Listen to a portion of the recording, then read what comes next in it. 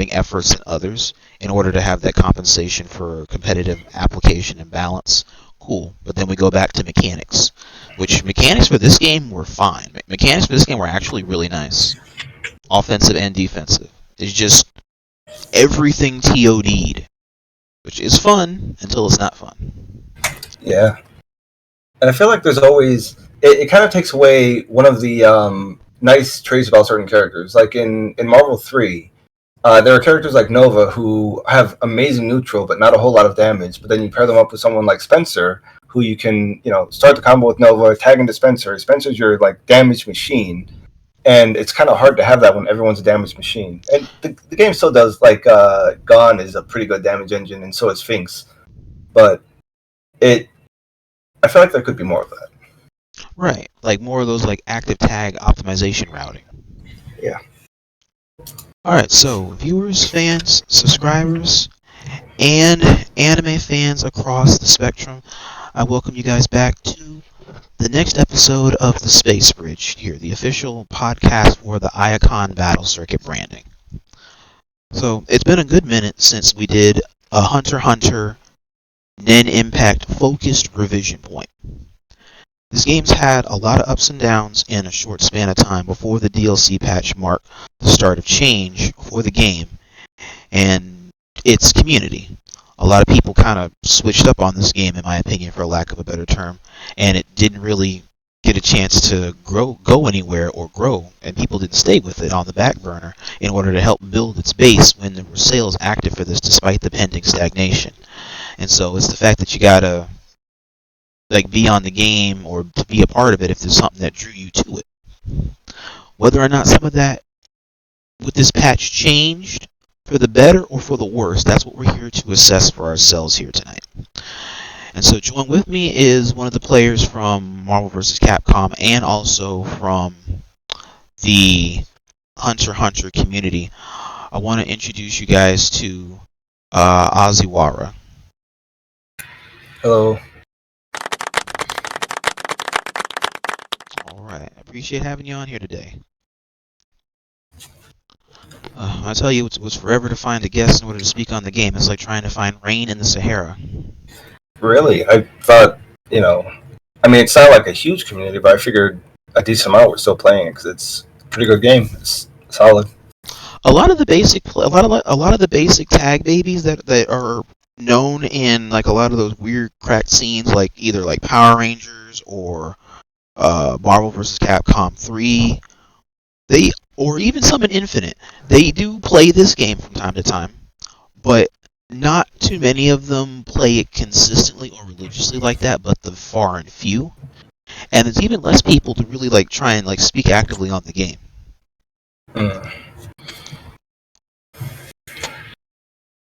I don't know, it doesn't matter to me whether or not you're good or you're bad. I just take it any way I can get it to find someone to just talk to me about the game on what feels right and what feels wrong with the game to you.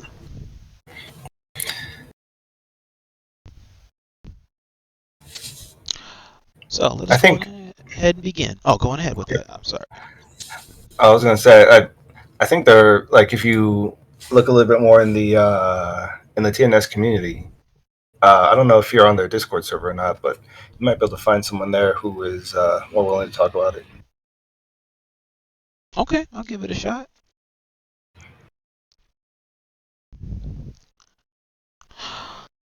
So, as we delve into this, we're also going to be using a couple of references from the most recent tournaments that have happened at the highest presentation level for the game, which was for Tampa Never Sleeps. Also, feel free to give them a follow, like, and subscribe like so. We're going to be looking over, as we go through, we're going to be looking over points from the tourney from late October, early November, which was before Pitou's patch. And we're also going to be looking over the finals here, which was November, December-ish area, which marked Pitou's patch and her arrival in the video game, along with her patch notes, which shook up a fairly pivotal direction for the gameplay and opened it up a lot more. If there's any questions or comments or concerns while we're going through, feel free to also weigh in as we're going through. It's an open podcast, so you guys want to talk on it or ask questions to me or my guests, feel free to go ahead and ask away while we're going through.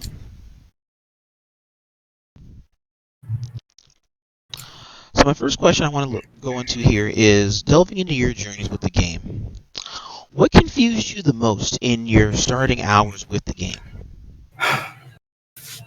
The most confusing part was, as someone who came from mostly playing Marvel and BB Tag, it felt very different. The combo system felt very different. Things floated in the air a little bit longer. They stayed on the ground a little bit longer. I couldn't put together like how to combo things even in the most basic way, and I remember losing like 30 times straight to the computer and having to move it from like 5 down to 3 and then still losing. Something about the game just didn't quite make sense in my head at first until I played it a little bit more. Okay. Did the inputs I think that's just feel off or janky? I don't think the inputs were janky. I think because my understanding was part of the people that made this game were Marvel, the people that developed Marvel. So I was thinking this is just going to play like Marvel, and it didn't play like Marvel. So I had to change the way that I approached comboing this game. I feel like if you come into this game and you haven't played too many other fighting games, you don't have too many expectations, then it'll probably be easier for you than if you come in expecting something and then, finding out it's completely different. But like once you get the hang of it, like once you understand how things generally flow, it makes a lot more sense and it becomes a lot easier to learn new characters.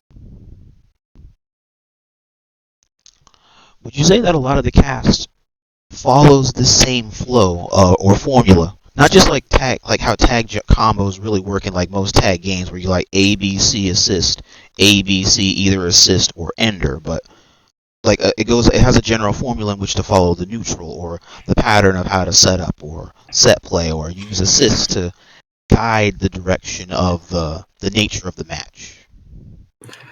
That's actually one of the things that I appreciate about this game a lot. The characters feel very different. In a lot of other games, you can do like the same basic combo with everyone, just A, B, C, D. In this one, you can kind of do that, but with everyone, it feels very different. When you're playing a different character, you're going to feel like you're playing a different character, not like Ken and Ryu who have basically the same moveset, but they do things a little bit differently, Okay.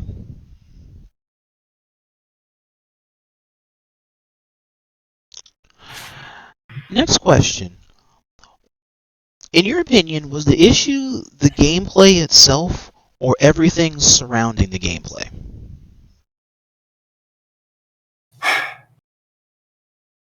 I think I want to say like a little bit of both. There were some issues with the gameplay with unblockable setups. We saw that in Evo France, I believe. But other than that, I think the gameplay is pretty solid. The damage is a little bit high when you're using overgear, especially when you can stack it with quick gear. But they've done a pretty good job of like in these patches of just cleaning things up and making it, a little bit more. I don't want to say fair because it's a tag game, so it's not going to be fair. But a little bit better. we like our tag games to be just a little bit broken, a little bit unfair. Yeah. That's what makes them fun. Yeah, a little bit of craziness in order to help establish the modern sped mindset or sped ideology, while still being neutral friendly when you need to be, and also having those reactions, not like godlike reactions, but at least a fair amount of reactions that of course will be complemented by your occasional unblockable. Like you can hold it until the game says you actually can't hold this because it's an unblockable. If you don't get unblockable, you might get chipped out too. That part, which is a thing for this game somehow. I have mixed feelings about chip damage too. Sometimes I feel like I'm okay with chip damage. I wish that chip damage didn't kill. I think that would kind of even it out for me. Like how in basically every BB game. Tag does it? Yeah. Like, you can get chipped down to 1 health, but they got to earn that last hit. I feel that. Because, like, what MVC3 did that where you could die by chip damage, and then this game does it. Yeah. As opposed to, what, Power Rangers, I don't think you do. Fighters, you don't. BB tag, you can see the chip absolutely, like where characters like hide or holding moves while you're in resonance, but you don't actually die from it because they do got to actually work to get that. So few games can attempt to balance that factor out if they introduce the premise of chip. Yep. The chip in this game is super high too. It is like you could damn near like block a whole ass thing, and that's the equivalent of taking a baby combo. I don't know if you've ever watched Sailor Moon for the Nintendo. I don't know the whole name for it, but there's a character in there who can kind of do the same thing where you block a whole combo and you're dead for blocking. Which I guess, it goes with this style of game, but it's not the worst thing. I'll give it that. Huh. Okay, so there you go. And then that's another thing too. While they have the premise of it, not every character necessarily focuses or does chip damage. Oh yeah, definitely. Which I guess is another way of kind of mediating it. So even if it's a thing in the game and you think, oh man, this game has chip, but then when you actually play it, not a lot of characters do chip. They might do damage, but not a lot of them do chip. Like when you gotta like block what they're doing. Yeah, and there are some ways to avoid it. You can, use your Nen. You can try a level 3 out just to get a little bit of pressure out. Sometimes, if I've only got one character left and the one that's coming in doesn't have that much health anyways, I'll just throw them out there to sacrifice them so I can go into overgear and start getting extra aggressive. Oh, that's right. If you do quick gear and overgear, you also don't take chip, which is excellent. I'm glad they added that. Oh, word? So there's a way to actually not take chip. Yeah. If you have quick gear, it will save your life. Damn, see, Chad, I learned something. Okay. Next question. What would make running a Nen Impact tourney worth the effort for the TO versus the effort for the player? I think the main thing that would make it worth it for them is if people showed up and just supported the game. Not just the players, but the viewers. If you have enough people coming in every week to like build a community with, I think that would end up being the main thing that makes it worthwhile. That's kind of like how TNS started. They just started running tournaments for Marvel, and Marvel players are kind of crazy, so they showed up every week, and now they've got 15 different tournaments that they do.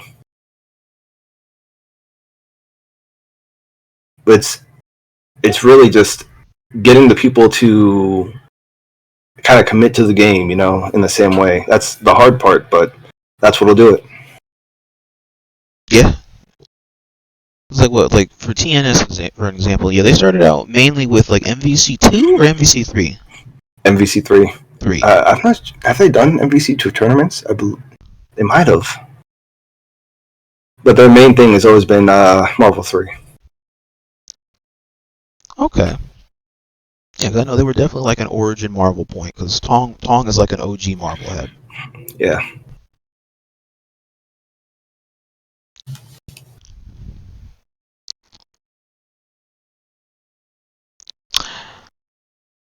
Next question, and this is also finishing up the community and the tournament check marker, is like with other small anime fighters that survived low populations, how do you think that they did it? Like when I think of like small anime fighters that have low populations, I think of, and chat, you can also chime in here.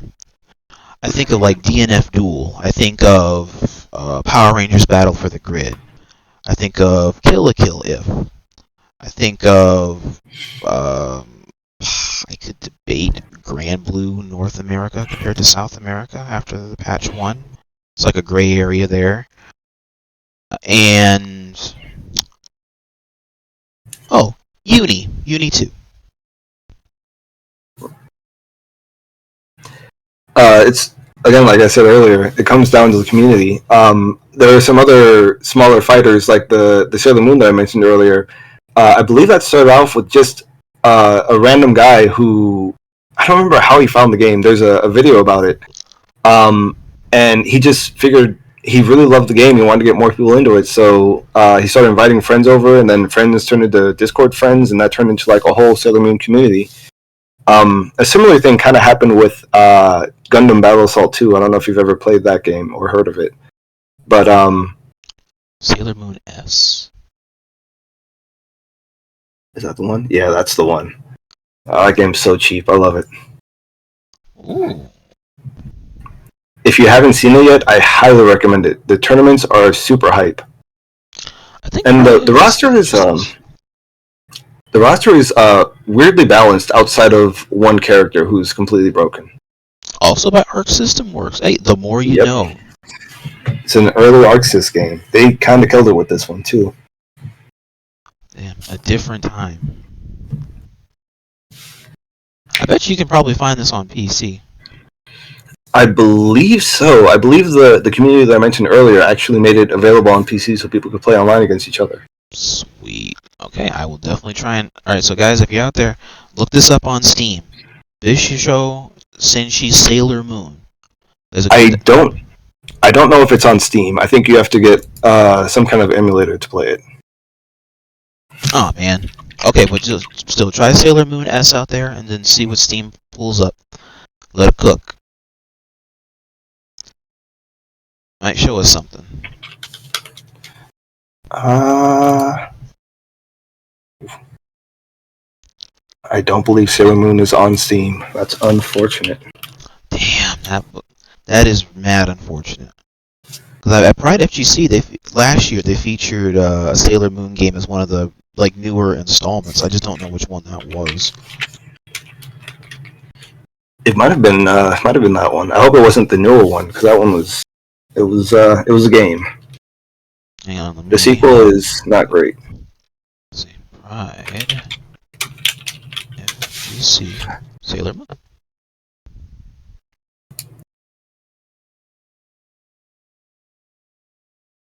Oh, here we go. Yeah, because I retweeted it because I was never heard of this thing before. Yeah, that was the one. Yeah, Sailor Moon S. It's also on Fightcade.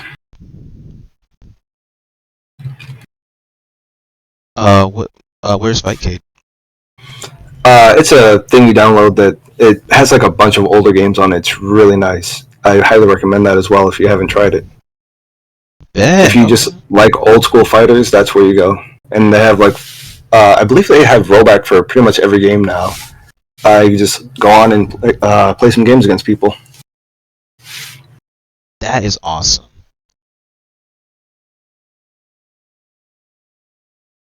Okay. I'm definitely intrigued to go ahead and try that out when I can.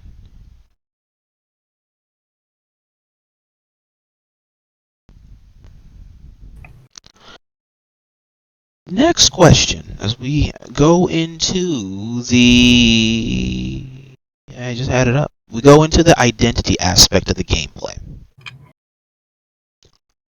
And chat again, if you guys wish to. Any questions, thoughts, concerns? Weigh in. Who do you think Nen Impact was made for? You think it was made for anime fans, or lab monsters, tag fighters, or casual fighting game players? I think it was a little bit of everyone, honestly, because you have the active tag stuff that the lab monsters and the tag fighter enthusiasts love, but you also have, I don't know if you've seen the move list, but it seems like they name a lot of the moves after actual lines from the show as a little bit of a callback to that. And from what I understand, from what people have told me, a lot of the moves are directly references from the manga. So they really wanted to make it nostalgic, but still tag fighter, you know? Okay, that makes sense. Kind of like how Fighters does it in terms of like the move drawback, and I think even Guilty Gears so much, well, not so much anime lore, but the game lore throwback. That makes sense, like a anime game thing.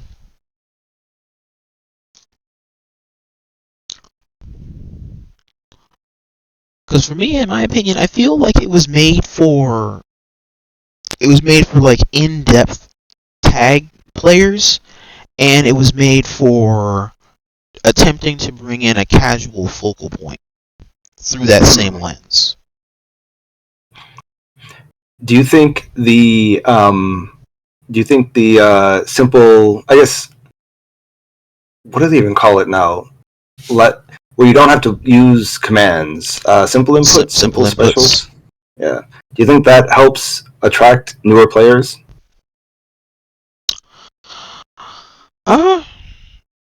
I mean, the palette for how inputs generally happen, I think, was fine without really needing to change it. The appeal of the game for this game really started at its price as the front door, Eagle Eye, more so than the combo system and its execution. The mechanics and the combo system, I think, are fine. The execution is on point for attracting experienced tag players and seeing like a lot more unique bombos come out of those types of commitments. The simple input, I don't know for the long run if that was really a good thing for a game like this, but I see parts of the vision why they did it. Okay.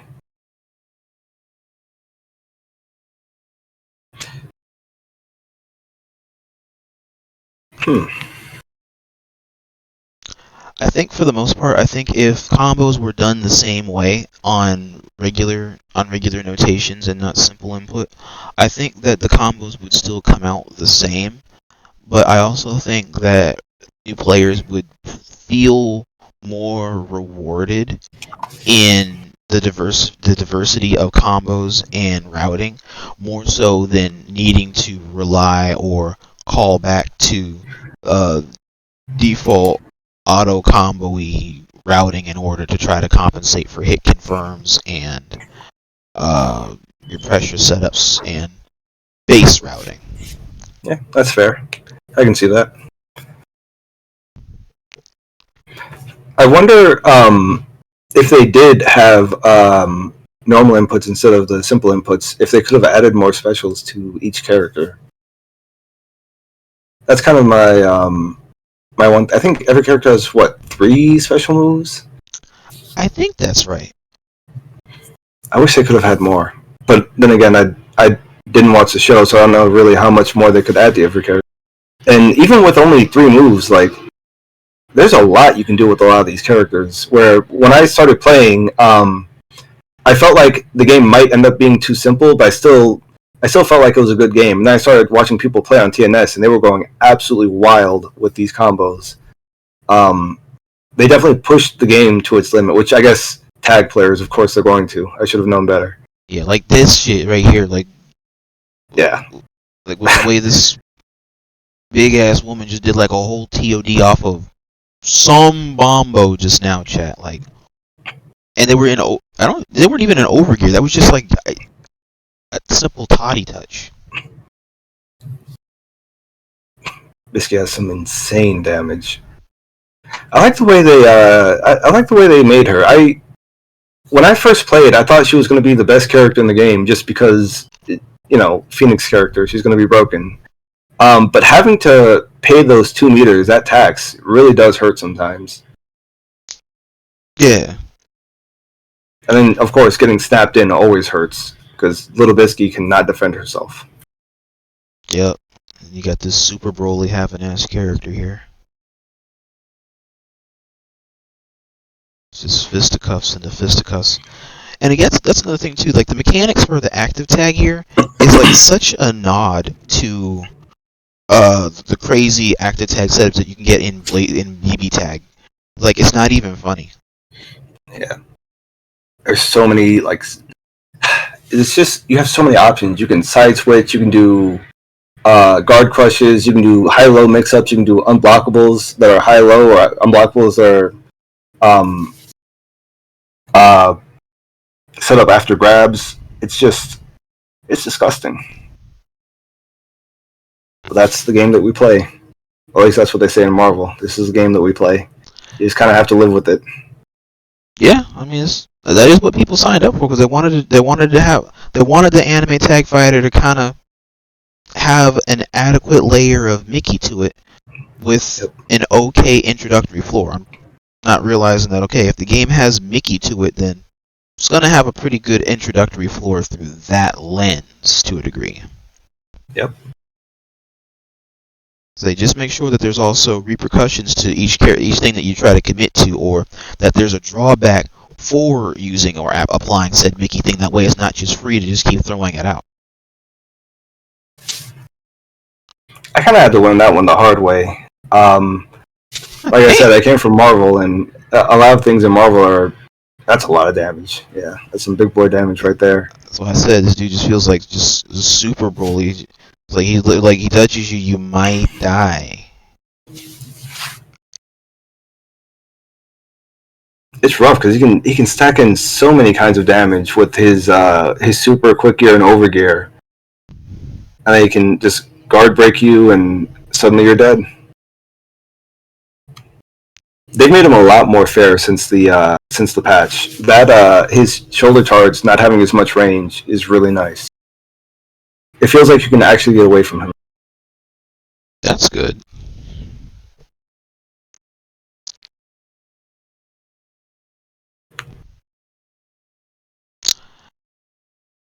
Next question. Would the game benefit more from community events than high-level play right now? This is another one I'm kind of mixed on, because I like the idea of community events. The problem is, if it's all kind of like lower skilled players, you might have a situation where somebody picks someone like Hooligan and spams one move and wins the tournament. Kind of makes the game look worse than what it actually is when you're watching people who know how to protect themselves against the things that Hooligan can do. At the same time, like, you do have to get those players in. I don't know if you've heard of Rise of Rookies. Have you heard about that? I have not heard of that before. How old is that game? Oh no, it's a tournament scene. I don't know what games they do outside of Marvel, but I know that for Marvel they have they have a tournament that you enter, and when you win that tournament twice, they move you up to like the next tier of tournament with the players who have also won that tournament twice. And the idea is like to get better and better until you can get up to like the highest level of tournament. And many people have come from Rise of Rookies, just being beginner players, and then go into TNS and manage to either get a top 8 or there's a guy, Hyorin Maru, who recently, I think a couple months ago, came from Rise of Rookies and then went on to win the Brazilian TNS tournament for Marvel and then the American one. Whoa. Now, something like that would be really nice for, not just for this game, but for some scenes like that are trying to close that's a more organic way to close the skill gap in games, as opposed to making games easier to introduce the skill gap or introduce the skill floor.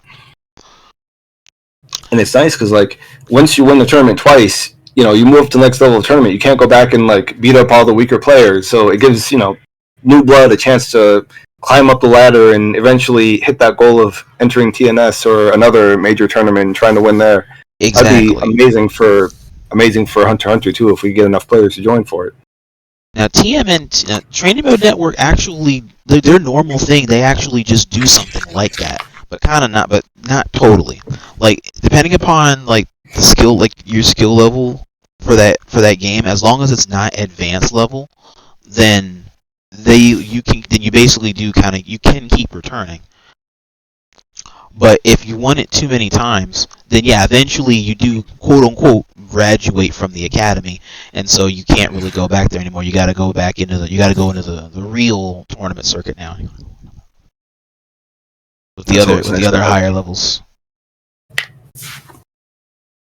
I feel like it's almost it almost goes back to like the old days of the FGC, how you'd be playing in the arcade with people, and then you kind of play against the people of your level in person, and as you get better, you can challenge the higher level players, and hopefully eventually be able to beat them.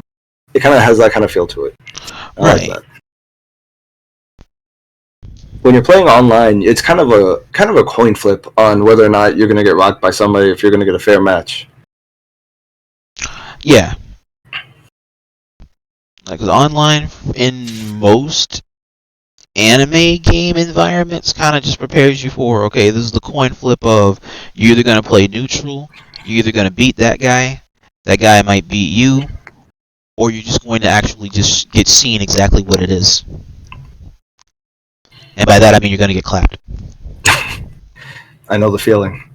I've had many long clappings because I'm a little bit stubborn, so if somebody beats me, like, I'm going to let them beat me over and over again, but I will find out how to get around it eventually.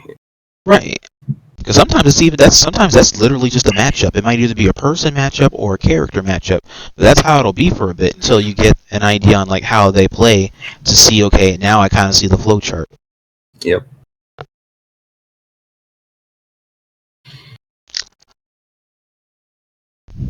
I don't know if you ever had the experience of meeting someone online and then losing them for 3 hours straight. It's that happened in Injustice 2 years ago, and it happened in Dragon Ball Fighters when I first got to PC.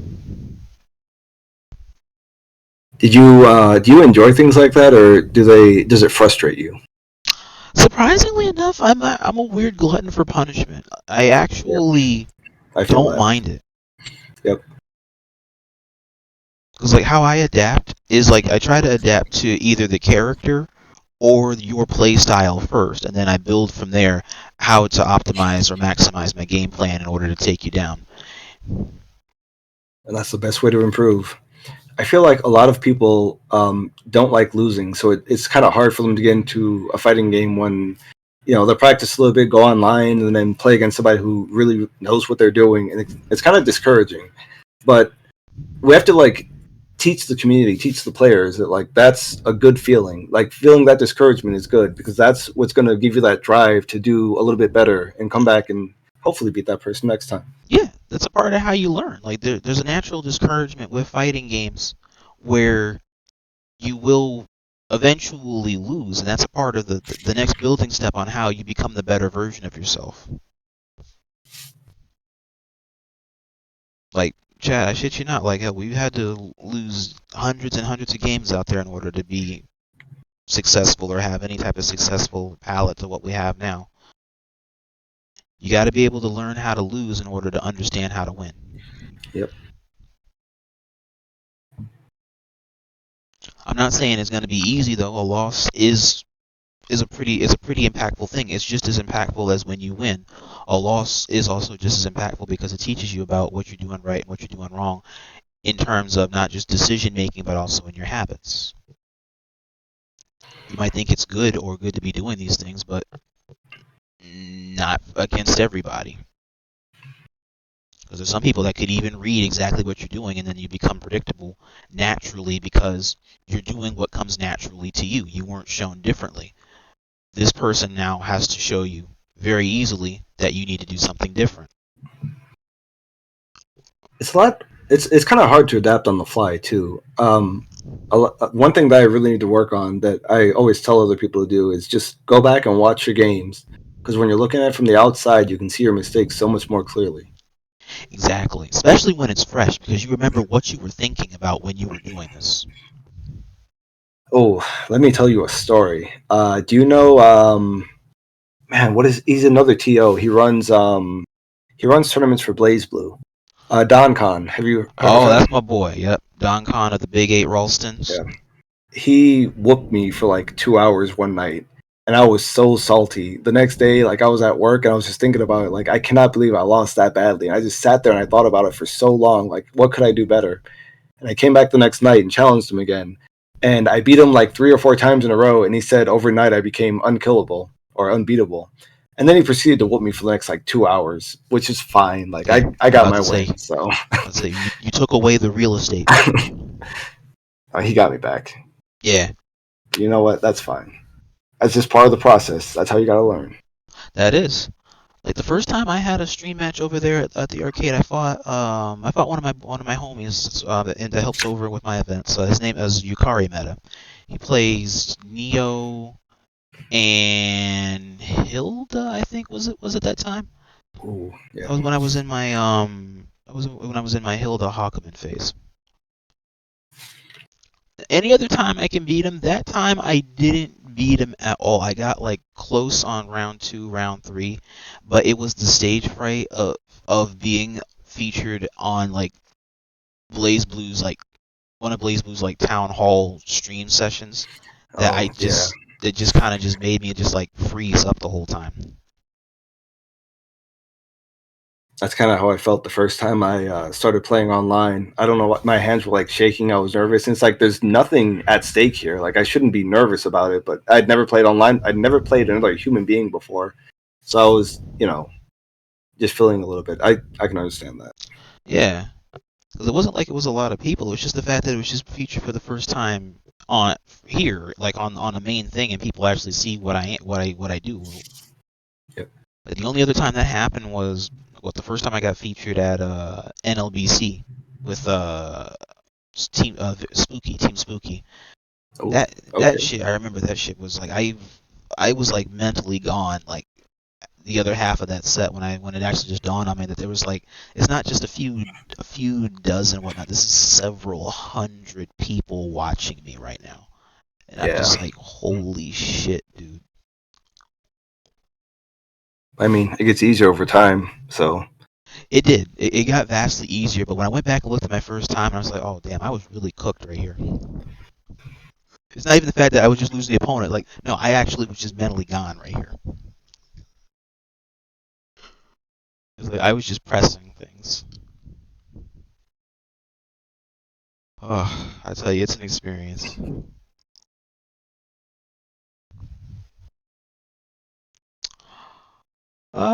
Next question. And for those of you guys out there, if you were confused, we were split between like if the game would benefit more between community events more than high level play. It's kind of a 50-50 prospect. yeah, I agree with that. What's one thing Nen Impact got right or does better than its competitors that nobody talks about? In my opinion, I really want to give credit to its mechanics system. Which part of its mechanic system? Kinda how Overgear works. Interesting. Okay. Hey, CJ, welcome in.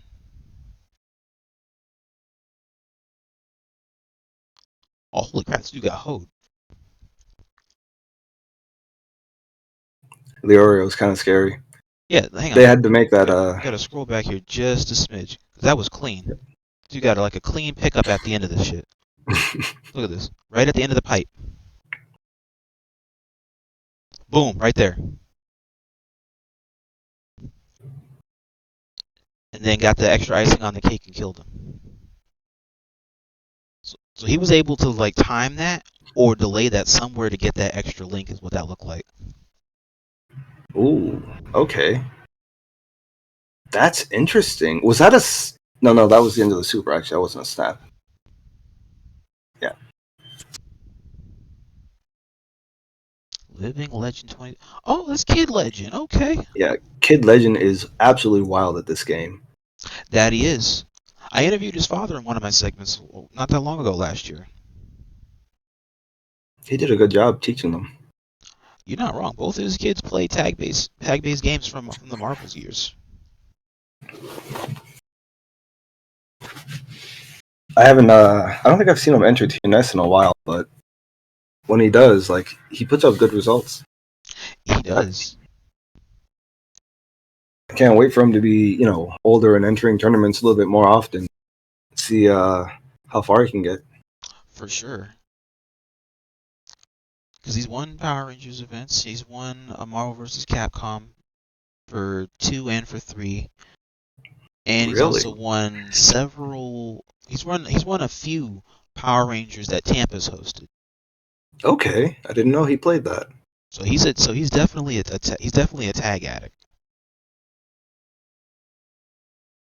I don't think I'm not sure out of the 4 or 5 that Tampa's hosted if he's won one yet for this one, but I wouldn't be surprised if he did win 1 or 2 of them. He might have won. Which one did he win? I think I think he won the first one, if I remember correctly.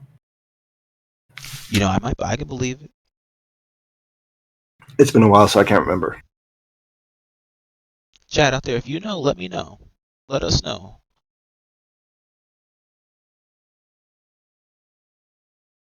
Well, I think for me, the thing that I like most about this game is how I think I might have mentioned this to you earlier. How different a lot of the characters feel. Um, it feels a lot like every character has their own game plan, and I appreciate that a lot, especially in games like in Marvel 3, where you have Magneto, who's just kind of a better Iron Man all around. Like Iron Man is just worse Magneto, who has the Disruptor or Repulsor rather, which is a really good move, but it doesn't make up for not being Magneto. Yeah. Like a little bit of time I was playing MVC3, he was actually one of the first characters that I played. I didn't realize that he was actually better than he looked. I just thought it was just interesting that a slow character actually can put up a decent amount of damage and can do some pretty good neutral spacing. I didn't realize that he was actually like really good for that. And you just pair him with the right assists. Yeah. I don't think this game has their version of that I'm aware of, unless Moral kind of fills in that same role as a big body that does the spacing aspect. Even though I don't think he throws out a projectile. A lot of times they refer to him as the Lariat character. Like he's just like this game's Hagger. Just his assist being used on the defensive is really rough. And it has such good lockdown. It lets you set up pretty much anything you want. He's kind of an odd character, honestly. You wouldn't think it's like I don't know if you've played much DNF Duel, but you would think that normals that cover half the screen would be a lot more broken than they actually are. You know, right? Like, he can just kind of attack everything at once, but he's still kind of fair. And I don't know how that works out. Weirdly well, apparently, for a character that you would think would have full screens, and some degree kind of does, but it's still kind of balanced out by how much damage it will or won't do in some situations. Or you got to pair a character with it in order to make sure you can get the confirm, otherwise you'll probably just get whip punished for it. So despite it being good on good frames, it probably isn't good in the better of the other character you're up against that can probably also use an assist in order to navigate dealing with the frame clash. Or in this instance, for instance, where you can kind of just throw out a button or maybe take your turn or steal your turn back if you think the opponent's going to mash. Checkmate 1, then checkmate 2. I can just throw out a Mickey button also, or I can just have the assist eat this, and then I can actually just chime you for a low right here, because I don't think you would be blocking low if you're going to get ready to press a button. That low is like half screen too. It's so annoying. Chat, make that make sense. How is a low... Hey, look at that thing. This dude's doing TN... Think TN's volleyball fist here, but now I get more coast to coast for it. I wish I could understand how to play Razor. He's too big brain for me. You got me. That's why I'm just thinking he either rewards the button press or he rewards the read. One of those two situations. And then the old man, I'm not sure what type of character he is, but I like his whole combo structure. He's strange. He's kind of like Oro from Third Strike. Yes. He's kind of like strange in the same way that character is strange. He's just doing his own thing, you know. He plays very differently from everyone else. Oh.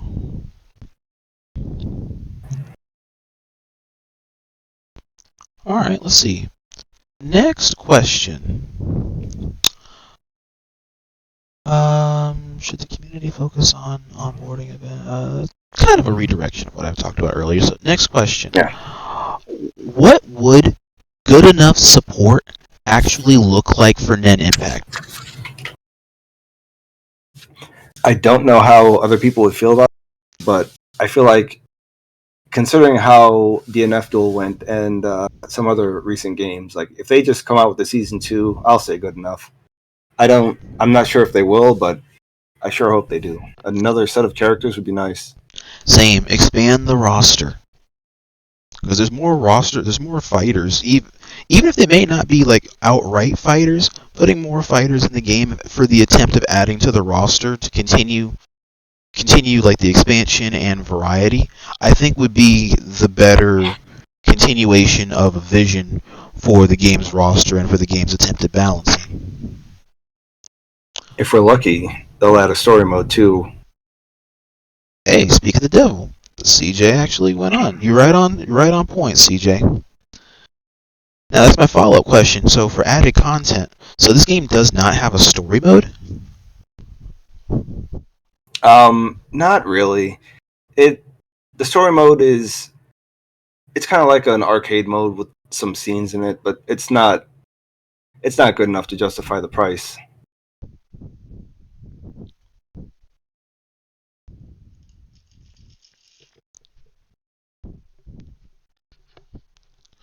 Arcade mode like how Street Fighter does it?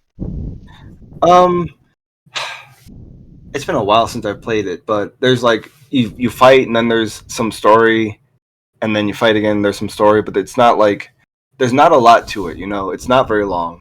I think maybe that's the main thing. There's just not much there. When you I haven't gone through the whole thing, but when you play through it, from what I've heard other people say at least, it doesn't take very long to finish, and it's not very fulfilling. You don't feel like it's like a Mortal Kombat. You're paying a lot of money, or how much is Mortal Kombat now? Like maybe $50 when it came out. But when you play Mortal Kombat, like you're getting a whole story mode, and even with Street Fighter, it took them a while to get there, but they gave you a whole story mode to go through, and this is just like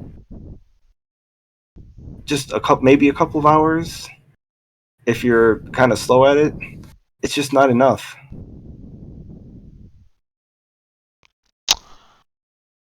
Okay, so yeah, put in a story mode or some type of base interaction, I think would probably be one thing that would be like a part of the bare minimum. Arcade, well, actually, arcade mode is kind of what it already does have, CJ. It's just, I mean, it gives an attempt at like the background for why they're here for the game and all that stuff, but it doesn't do it justice to add more depth with that.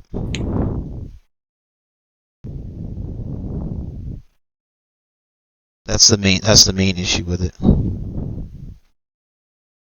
And then what else was my question? What would good enough support actually look like?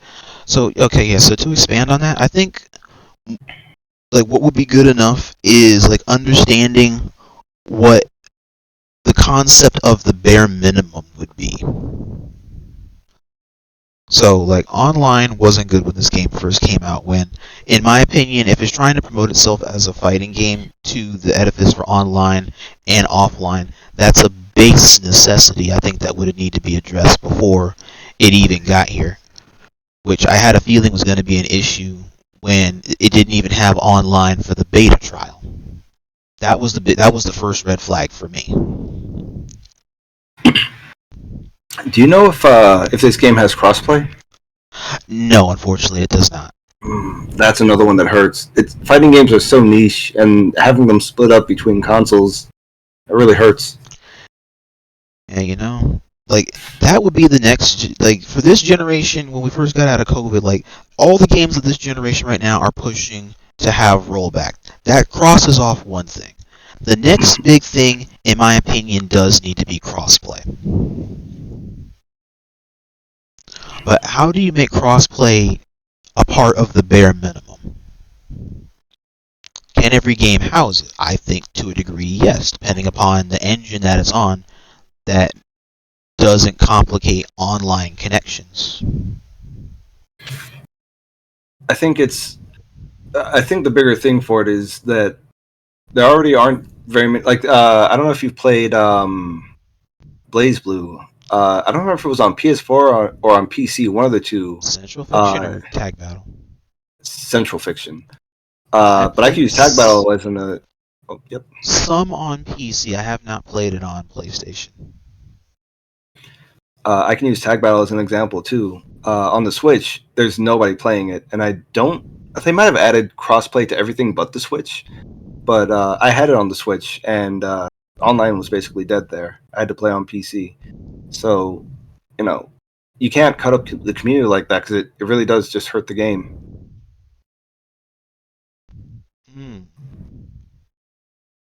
We're already a small community.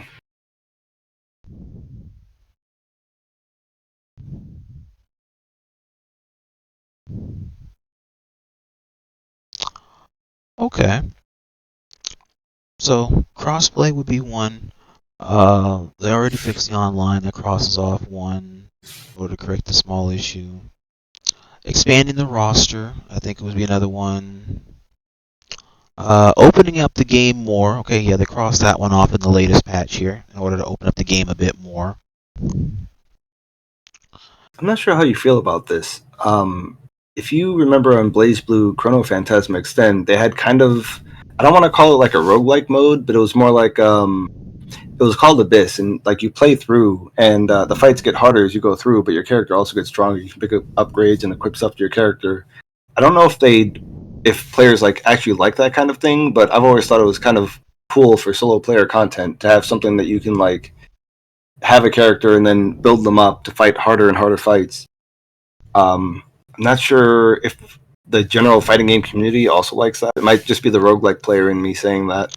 Like a leveling up system? Yeah. I don't know how this game would work with that template. Like, Injustice 2 had something very similar with this loot box system for online, where you can have rank. Well, rank did feature the abuse of that, and then regulars you could have either your gear on or your gear off. Gear is like how you make builds and whatnot online that are based off of what you get from your loot boxes and stuff. So I meant more for like single player. For online, that can get a little wild. Oh, okay. That's where the imbalance comes in. Yeah.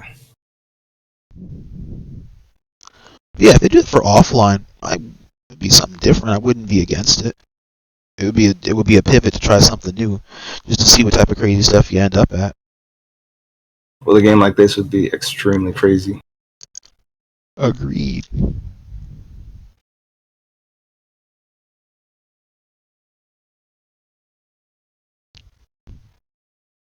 And then, guys out there lurking, if you have anything you want to add to that, by all means, feel free to. Next question. If a friend asked you whether to buy Nen Impact right now, what would you say and why? So, if they really like fighting games, I'll tell them it is a game that's worth buying. But if they're more of a casual player, I'll probably tell them to wait for it to go on sale. Because it's probably not going to be worth the price for someone who's not going to be like super deep into it.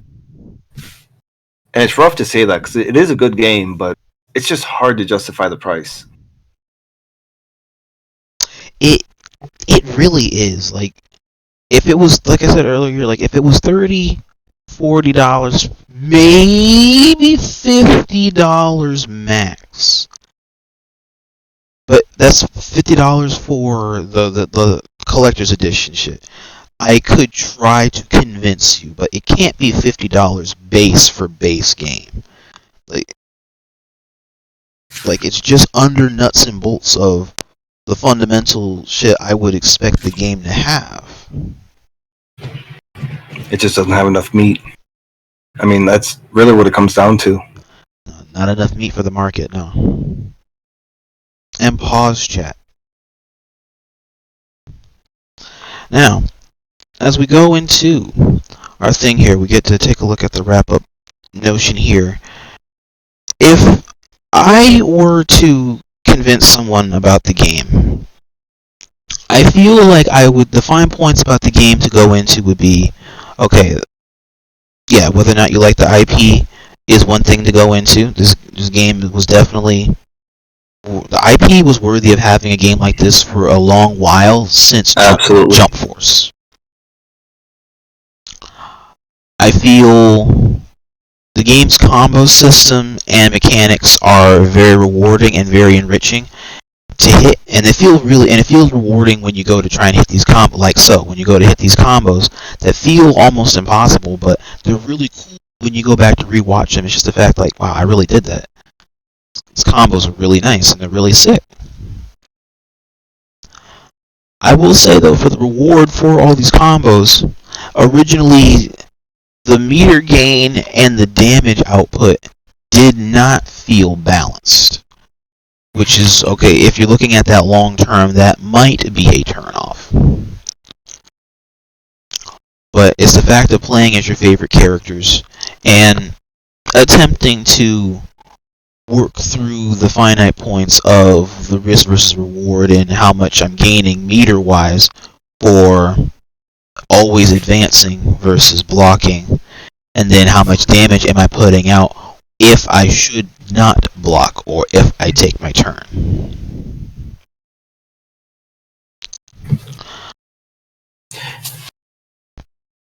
And then how often can I actually play the game if I want to get into this game, which will vary from time to time because not everybody either has the game or has the game installed. That was always like a major like background issue where, okay, for a Discord fighting game or Discord based fighting game right now, that was like a main turn-off point that's kind of hard to work around because that's the fate of some fighting games sometimes, is that it ends up being a Discord fighter, and so it's either finding someone to play or finding someone who has the game installed to play. That's why it's kind of nice to, like, if you can find, like, even if you're not in a Discord group that plays the game, if you just have a couple of friends who really enjoy it, like, that's good enough. You just have to find some people that are really enthusiastic about it. Yeah. For a long time, I had a couple of friends who I played Blaze Blue cross tag with, actually. And it's kind of fun because two of them were new to fighting games, and I got to watch them go from like losing every match against me easily to kind of completely rocking me in some games. And it's like, it kind of hurts that you lost to them, but you're also kind of proud because it's like, watch my baby grow, you know?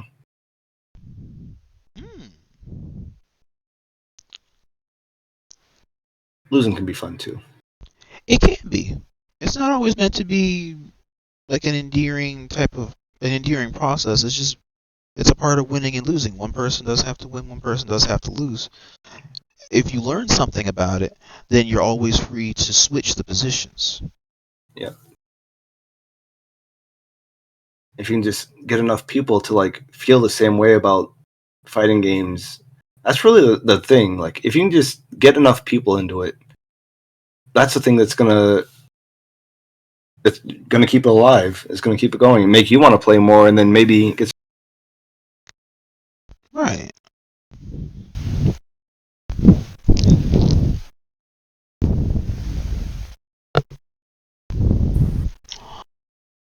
Okay, let me bookmark it here, and then we're going to go into. So, as we continue to delve into the book here for HxH Nen Impact, we're going to now take a look at the DLC outline. So we were looking at the pool's outline here for the patch pre-Pitou DLC. So now I'm going to go ahead and pull up the one here for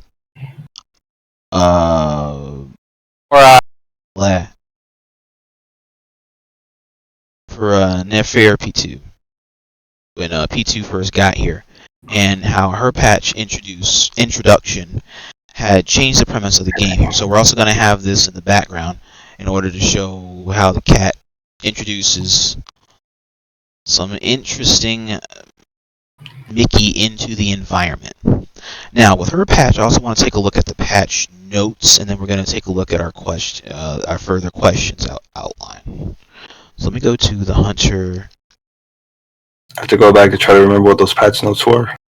That's why I'm trying to find it, because even I don't know, and I can't spell. This is not good.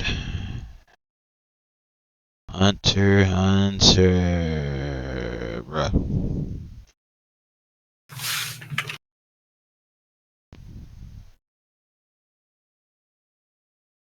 Just go and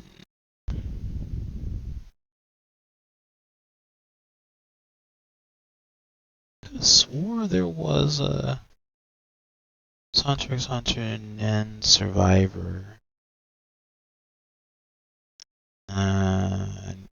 The other one. Let's do. Hang on. Hang on, chat. I am going to find it. I did bookmark it, but I also can't remember the bookmark, so I kind of played myself. Here we go. Okay, hang on. We're cooking. Cooking with grease. December 9th. Right, okay. And we're also going to go over this dude at the end of this session here because I know he's the newest DLC character, Phinks. That way we get an idea about what he's doing. Because even I don't know. December 18th. November 2025. Nen Impact Arena. Confirm that you have the latest version installed. Today we have released version 1.1.4. Okay, let me humble this. Okay, what is Hunter 1.1.4? I'm looking at the website, but I can't find anything other than her actual release. But I know there were some patch notes along with it. I just don't see them. Okay, that is the challenge corner. No, that's not it.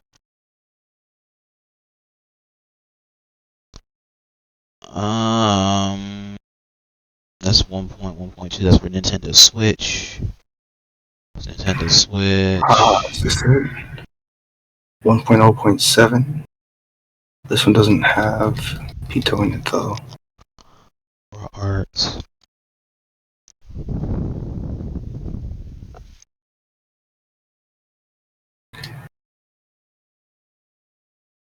That's not it.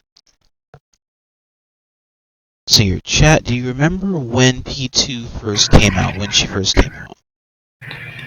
October 16th. Okay, so let us go back into the bag. The deluxe edition is the sale. It's the PlayStation Store.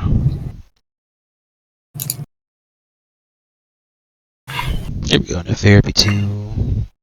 I'm starting to think there weren't any patch notes on her release. It might have been the one just before her release. Okay, here we go. I think I found something. Translate. So let's see what they did was, let's see, they updated online. Neferpitou was added in.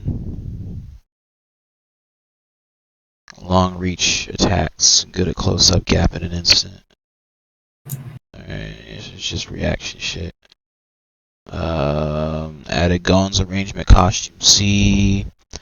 Bug fixes, changing on and updating online, optimized and adjusted the amount of data communication during online matches, resolution of out-of-sync errors in some online matches, so stability of lobby consistency, other minor bug fixes. The current issue of Aura Arts making attacks unguardable when using Aura Arts under certain conditions will be fixed in the next patch scheduled to be released soon. So I'm going to assume this last one here, when they said in the next balance patch, was probably the one before Phinks. like the one that the when I saw Phinks' update thing, that was probably this update recommendation. Please update to the latest version, which is 1.1.1 from your respective platform store, and enjoy the game. Please thank you for your continued support for HxH Nen Impact.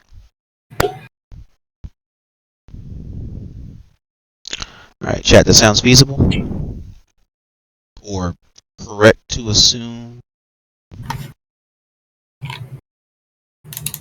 It's January.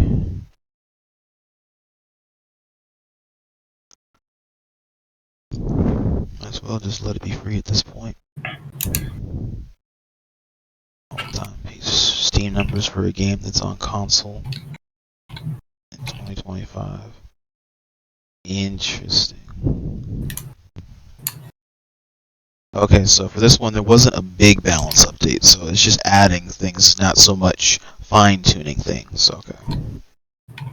Adding things and updating things, but not like fine-tuning the characters to tone down things outside of the nerf to all of the free TODs that every character could do.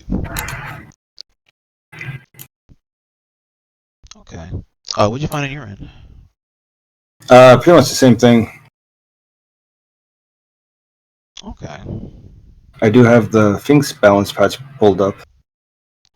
Yeah, let me take a look at that. So let's see. What we're going to be doing while we're going through is we're going to be looking at the next thing here, which is on the 200 floor series. That was number 3 or number 4. I can't think of which one this was.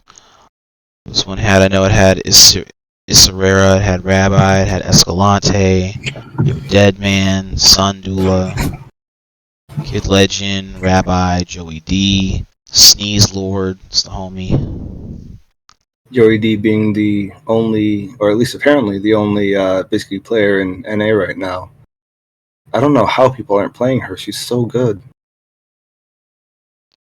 That's a good question. Oh damn, her combo structure is kind of sick. It is. That's her bread and butter right there. And then there's this part that I just don't understand. But that's what people do at the end there. Get a little bit more damage out of her. I guess how you get the icing on the cake. Yep.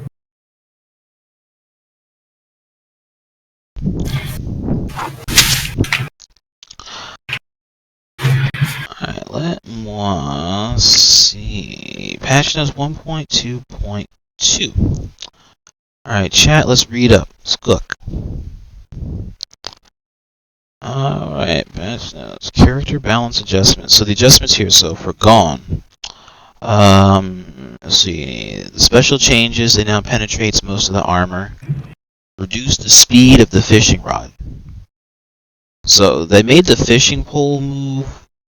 They made it more reactable in terms of the startup, if I'm thinking about, if I hear that right, versus the active frames when it's penetrating the armor. That's the way that I understood it.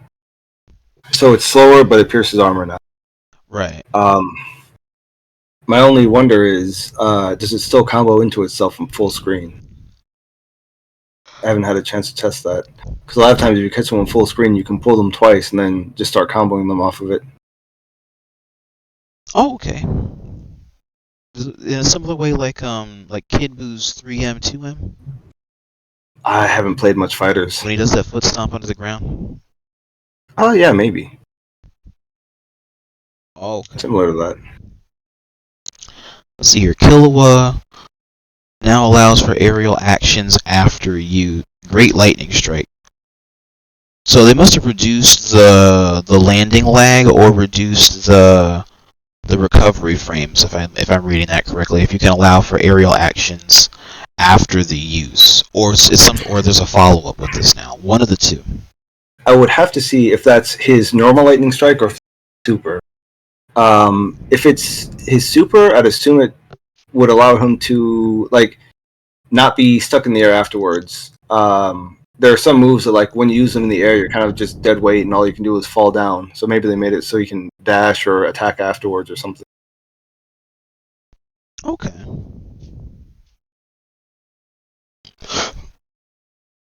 See here, and then Hisoka. That's the clowny dude. So while airborne, that's H while airborne. So the JH now applies the aura adhesion state on hit.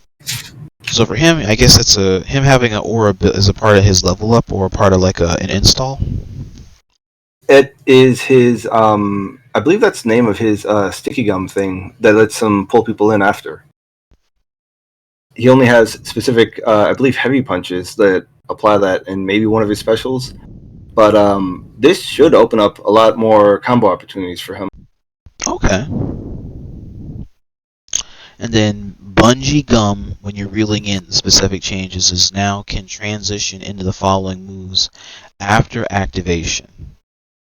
So they gave him an OS now. When he makes to a play for that move, he can do more things with that in order to mix up his options. So he just has more options to work with. So is bungee gum like a Rekka based move for him, or it's just a move that now has a follow up option now?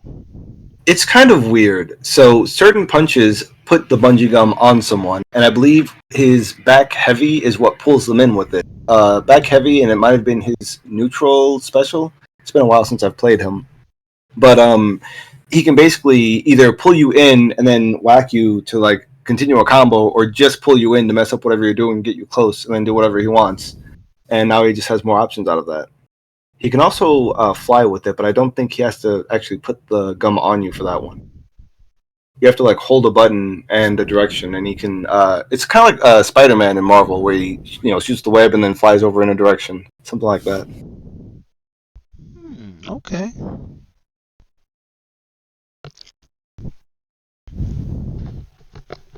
Let's see here, Kurapika. Adjustment points. Oh, he got a lot. Hang on. Yeah, he got buffed. So let's see here. While airborne, so his JH increased movement speed during the attack. So increase the startup or active frames. Increase the duration of hard knockdown. Increase the hit stun on hit. Oh, he can. Oh yeah, he can do a lot of shit now with that. Yeah. N while airborne, the adjustment increased aerial hit stun on hit. Reduced recovery. So okay, that sounds like that can link now. Now can transition to the following moves after activation. I don't know if they've fixed it yet, but because of this change, he can kind of just keep doing it. He has like a semi-infinite where he just kind of keeps jumping on you. They might have patched it out by now, but if not, then he just kind of... I don't know if have you watched... are you a fan of Rufamon? Yes, I can watch Rufamon from time to time. He did a great video on it. Kurapika definitely got super buffed in this patch. It's kind of nice for him. He was not getting enough representation. Okay. He's a good character, and from what I just read, he's a very reliable character now. So even if they nerf, I don't know what they would have to nerf about him, but that's not bad from what I'm seeing so far. Ruthless Hammer Blow. Increase the number of ground bounces. Emperor Time. Reduced damage taken during Emperor Time. Increased damage dealt during Emperor Time. Yeah. Do you know what his... It's just better. Whatever that move is. It's his install, which it's kind of a weird install, because he can use it himself, or if a certain character, like one of the bad guys from the show, is on the enemy team, he just starts off with it, and his health just ticks down on its own, but he gets an increase in his offense and defense for it. See here, who has Kurapika that in here we can use as an example? Someone who plays him? Dayin. Hang on. Gotcha. Say less. Since the ad goes away, bro. Yeah, chat, I got mixed by the ads. Right about it, we'll put a picture here. Alright, next up, alright. Son of a bitch, dude. Just let me in and out. Can I get in? Thank you. Okay. Holy crap.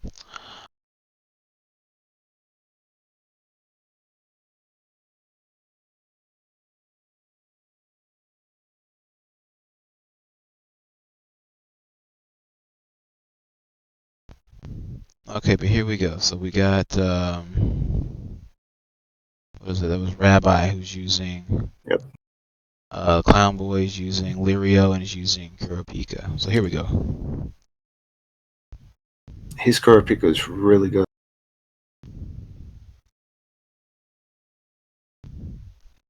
I feel like this character is maybe low key one of the better damage engines out there too.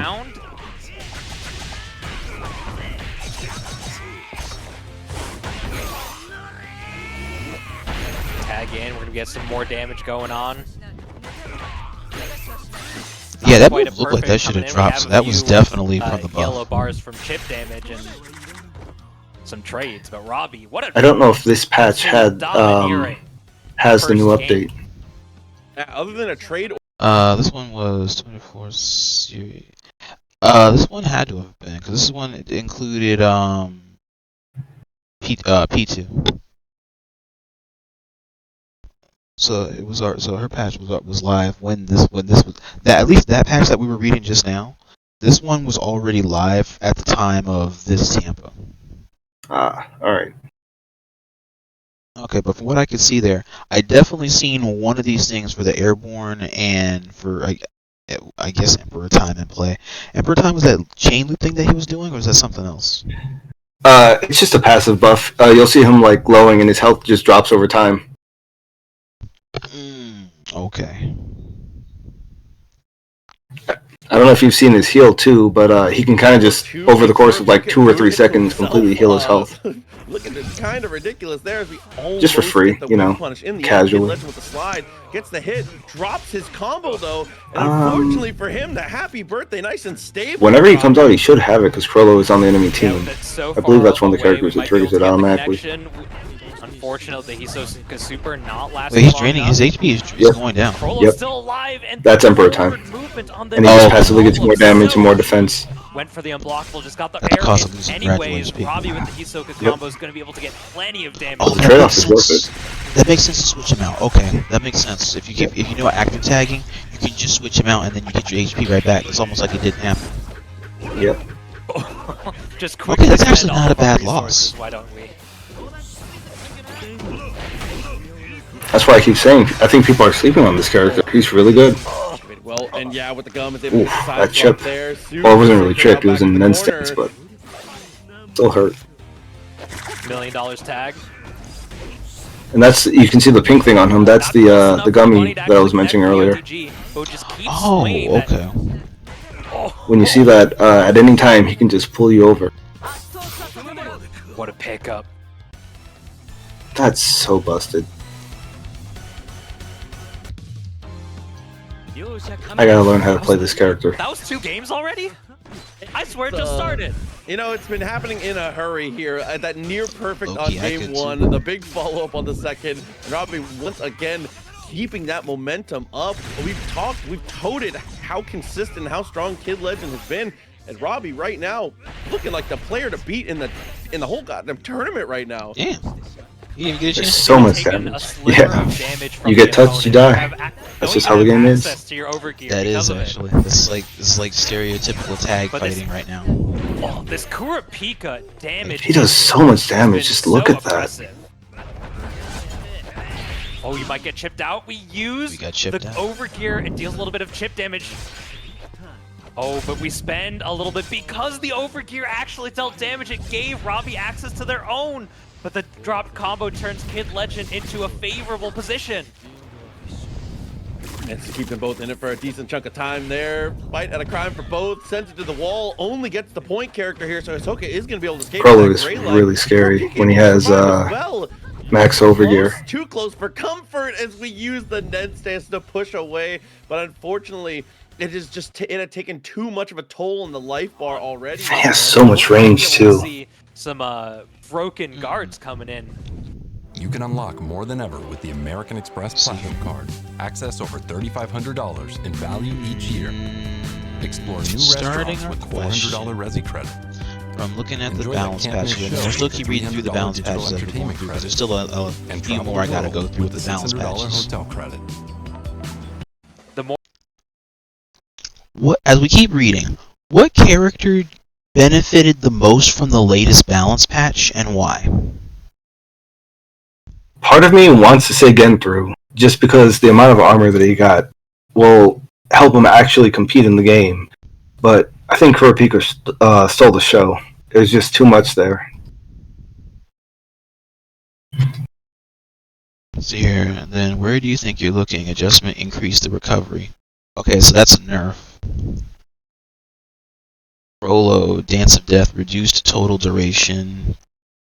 Down plus at really adjustment, reduced total duration. So Crollo got nerfed if I'm reading this right. Yeah. So I don't know if you've seen his move where he does the bunch of little kicks. Yes. They've reduced that by a ton, so you can't have as much lockdown for his assist, which it hurts, but you still get a little bit of mix off of it. And then his fish attack faster, so again he has less opportunity to mix you up off of that.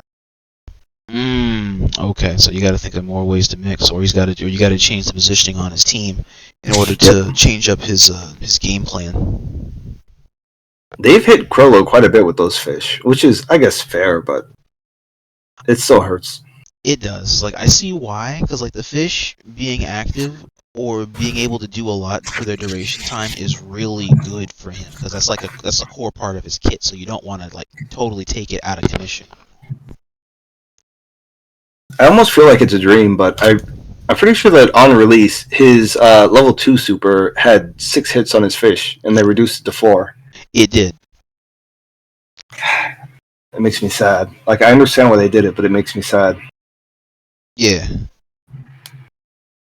Uvagian. Oh yeah, that's super Broly look-alike. Let's see here. They gutted him, Down and he kind of needed it. Reduced movement distance. Boulder Spitter, reduced the damage. It's fine. Murderous Glee, reduced damage. Preemptive Strike, reduced damage. Full Throttle, increase the meter cost. Reduced damage dealt upon activation. Reduced damage taken upon activation. Increased duration. Reduced damage. Oh yeah, he got neutered. So I don't know if you saw the last patch where they adjusted his full throttle. I think this is his install super, if I remember correctly. So what they did was reduce the duration on it, which ended up being kind of a stealth buff when they had intended to nerf it, because now he could still get the cancel from it, and mid combo, during full throttle, he doesn't gain meter. So he could start off comboing you, do the full throttle, and then halfway through the combo, he's gaining meter again, where normally, it had a longer duration, but he wasn't gaining meter, so it'd be harder for him to do it again. So that's why they increased the duration on it again. It's actually a little bit of a nerf / buff to increase the duration in that way. Damn. Unintended consequences of a nerf. Yeah, you try to nerf something in order to try and make it more balanced, and in terms of making it more balanced, it actually opens up some people's eyes on how to use it better than what you were just using it for. See, when the blunt nerf becomes a stealth buff. See, and then Phaeton, down H, increase vertical blowback on hit. That I did see earlier in the thing. Trick Umbrella Slasher, increase the damage, reduced recovery. That's stronger. Okay, so it made Hiei look-alike stronger. Then He's just, Machi, I like the way she plays. I like her. I don't think I'm big brain enough to play her. Whenever I see the high flying stuff with all the webs, I always get confused. I'll see here, Machi. Adjustment points, ensnaring thread can now transition into the following moves after activation. Wandering thread and trick thread. Yes, she has more mix opportunity now, and movement depending upon how far that already naturally goes for any of those moves. Here, Bisky. I'm going to tell you right now, they nerfed her across the board. I didn't feel it. I think she's still fine. She is not hurting. Yeah. It's just reduced damage. Inter form, reduced movement distance. Reduced movement distance, reduced damage. Shin, flying kick, reduced damage. Oh, this is in true form, reduced damage. I feel like messing you up good. Reduced damage, I hate what I look like. Reduced damage taken while in true form state. Ass in true form, reduced damage. Aside from honestly being able to be a little bit more of a mini shield with reduced damage to what you're putting out, that doesn't really sound like that was much of a hit for her. Yeah, she's fine. She's going to be doing the same thing she was doing before with a little bit less range on some moves, but not enough of a difference to actually hurt her. See here, then Gentru. Oh yeah, I've never seen anybody play him. Yeah, no one plays him. Let's see here, Little Flower added armor against high and overhead attacks. Interesting. Ignition added armor. Little Flower added armor. Bruh. Little Flower implosive increased the damage. Added armor against what? That sounds like really good for him to get playtime, but I gotta actually see it to believe it. Because I don't even know what his game plan is. They were just like, hey, we don't see anybody play this character, let's give him something. Did he need all this armor shit on half these moves? Time will tell the tale. This could be a pocket Mickey character for all we know. I don't think anyone's gonna play him still. He's still not very good, not very entertaining. I mean, he has good pressure, good corner pressure, because he has like his own built-in assist on top of his actual. So it's kind of hard to get away from him once he has you cornered. But he doesn't have a real level 3, and maybe with the armor now he can put more corner pressure on without being challenged so much. But I just don't expect much from him.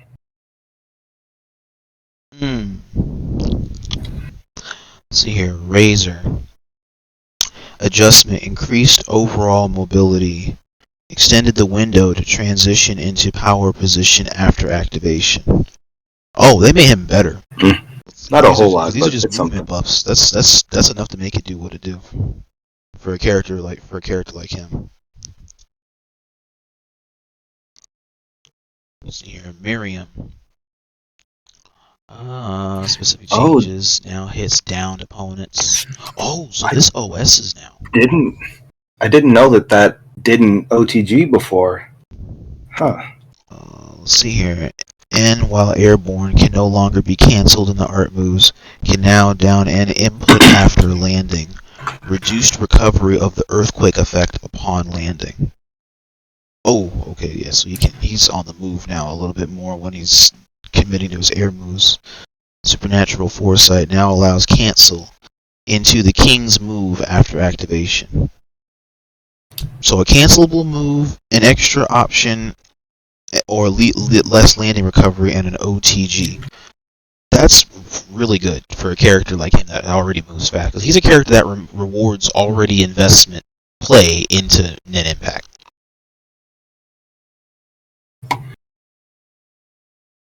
Here, Kite. Dodge roll. Yes. And now allows transition into Hunter's Fatigue after activation. Now dash cancel after activation. Okay, so you can commit that as a button. It may even generate plus frames if the cancel is right. I believe so. It also just makes his roll safer in general. Yeah. Huntsman's Fatigue. Now dash cancelable after activation. Oh, so he can dodge roll into Hunter's Fatigue, and then Hunter's Fatigue is now dash cancelable also. So he's got movement options, better movement options. He definitely feels better after this patch. Yep. Netero, the Temple Bell Ringer. Okay, that's that thing I was looking at earlier. Increased hit stun on hit, increased damage. Okay, so that's clean up. Old man's got bigger hands now. Morel says big boy. Reduced hitbox. Reduced attack startup. Now dash cancelable on hit or block. Reduced movement distance. Okay, I'll give it that. Okay, so they took away a little bit of the distance for it to have a lot more use and application in neutral and in pressure. I actually kind of like that for his heavy. Yeah, before the only way he could really combo off of it, do anything off is if he either called an assist beforehand or used his quick gear or over gear to cancel out of it. But now it has less range, but he can dash cancel out of it and actually do stuff. So it should help him a lot. Okay. Less resources used. Smoky Typhoon, reduced active frames, reduced armor active frames. Okay, so it's a little bit more challengeable at the cost of being faster. I don't think anyone's challenging that move. That's the lariat. No one's going to touch that. He's just going to win out anyways. I'm pretty sure that's lariat. No, they just made it so that way I guess an assist can probably eat it, but the main character on it that's already in is not going to touch that move still. Yeah. Carrot, Smoky Charge, reduced hit stun on hit. Okay, so less plus frames. ASS, reduced active frames, reduced armor active frames. Yeah, on his lariat assist. Basically the same thing that they did to his normal. They just made them both weaker. Oh, okay. Okay, that's not that bad in that regard. That's not that bad, I don't think. Hopefully the armor doesn't come out as quickly so you can actually challenge it a little. And then neferpitou. Scarlet Spear reduces the start. Oh, so her assist is also her main move, or main point of interest in move. Okay.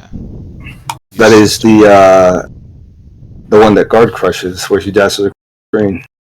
Yeah, guard crushes or crumples or both. It guard crushes if you block it. If you don't block it, That's it. Okay.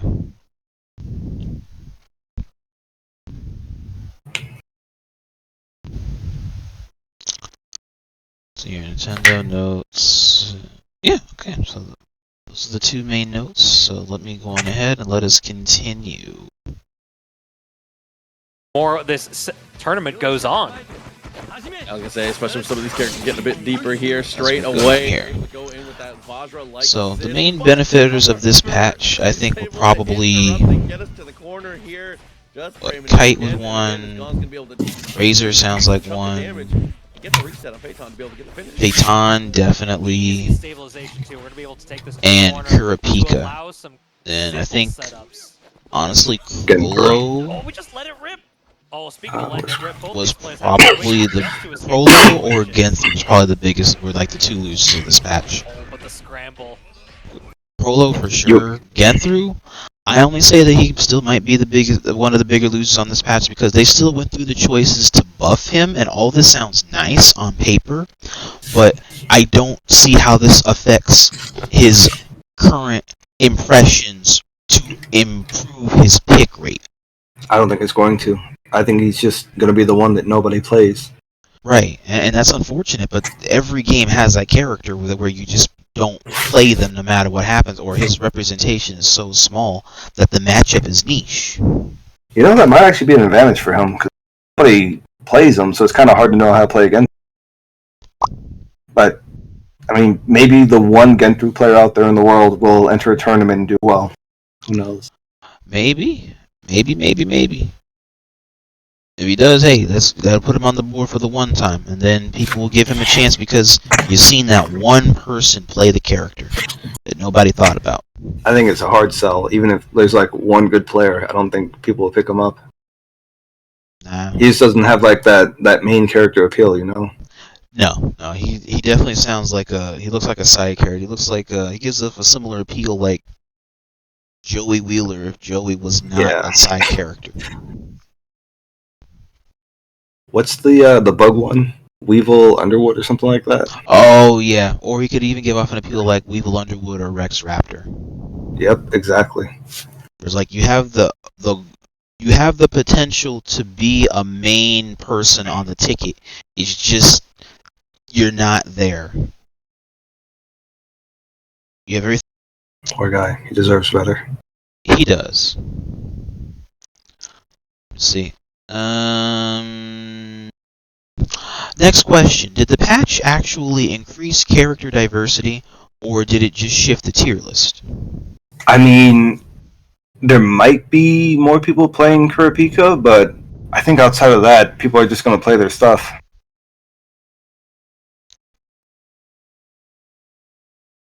Okay. Well, another thing I'm thinking about is what about counterpicking? Is counterpicking a thing for this game or not really? Counterpicking is kind of hard in tag game because unless unless the enemy team has like something that's like specifically weak against something, there's a lot less of it in this game than there is in Marvel. Like in Marvel, if somebody's playing like Hulk, Hager, and Sentinel, you can play Magneto or Morgan and just zone them out the entire game. But this game doesn't really have a whole lot of that, so it's kind of hard to counterpick. So I just expect people to play their stuff, play what they're used to, what they're comfortable with. The cast is relatively balanced against each other, so it's kind of hard to even think of like a strong counterpick character. What is the worst matchup in this game, actually? I don't know. That's a really good question, because I haven't seen them all like that to really think like what is a general bad matchup. I don't think there's any matchup that might be worse than like even with Gentru and how bad he is. Like, it's a pretty well balanced game. Maybe the chat knows something. Chat, if you know anything out there about who you think is like a bad matchup in the game, let us know. We can try and see if we can debate on it. Because I don't know, I've seen a decent amount to get an idea. Like, everybody seems to have a matchup against everybody, because it's just you can because like even if there was a bad matchup, it can literally be beaten by either neutral or mix or schmix. But there's an answer that everybody seems to have for everybody in some way. It's just how much do you want to find out? Like here, for instance, I didn't even think Morel would be able to match a character that moves twice as fast as him. And then here you go.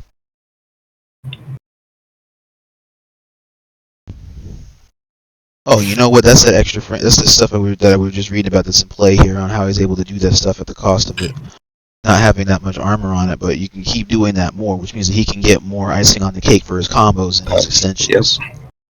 Yep.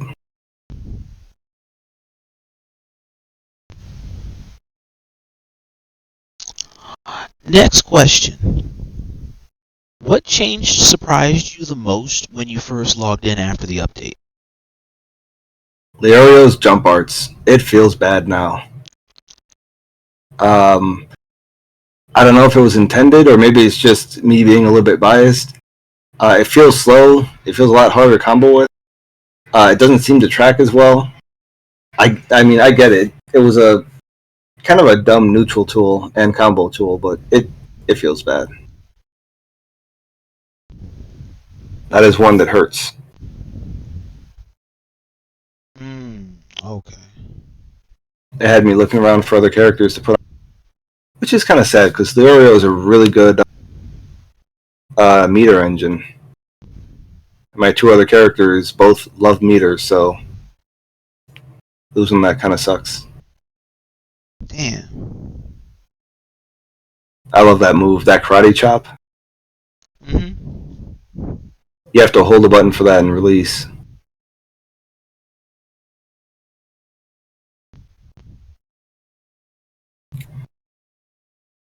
I'm surprised more people don't play Phaeton either. Because he's like the pizza cutter. Patch, he is. Like, during the earlier patch, I've seen a decent amount of people pick him. Like, he's a good getting character, he's a good corner character. He's got good consistency on his combos and his routing. Good meter gain. Good setup potential with characters. Because him and Morel is like a really strong combo for a team show. Just teleport behind, switch into Morel, start hitting people. Yeah, it's nasty literally 50-50. self-mixing. Next question.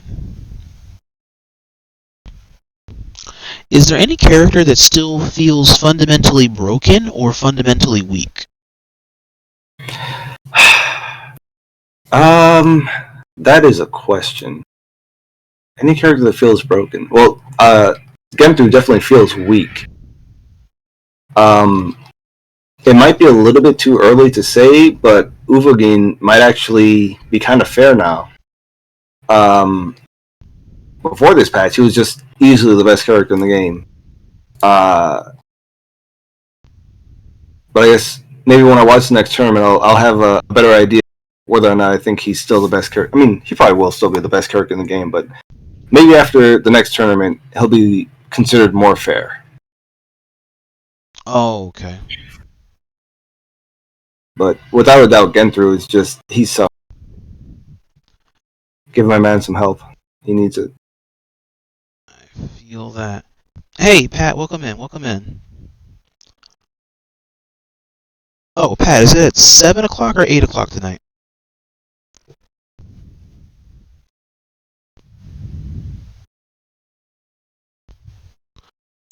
Let me also ping the roll over here for the...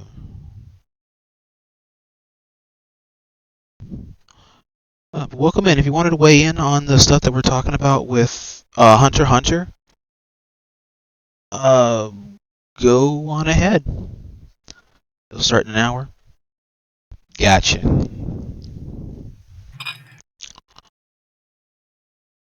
What's my question? Any character that feels fundamentally broken or fundamentally weak. Yes, yeah. So we're saying that what's his name? Gentru more or less still feels about the same despite the clear buffs. But it's still difficult to tell because he doesn't have any representation in order to flaunt this. I feel like maybe they made his like built-in assist a little bit faster, or gave it like some kind of lockdown for him to. And his level 3 has to change. He can't keep that. I don't know if you've seen how that works. No, what's his level 3? So the first time he lands it on you, he puts a bomb on you, and then he has to land level 3 again to explode the bomb. I believe it's an instant kill. But that's 6 meters to kill someone when a lot of characters can kill you with no meter, which is definitely not okay. Damn. They might have to like reduce it to 2 meters, or I don't even know what they could do. It's just a rough super to work with, or make it. He can put it on for the 3 meters, but he can trigger it with a grab or an extra special or something.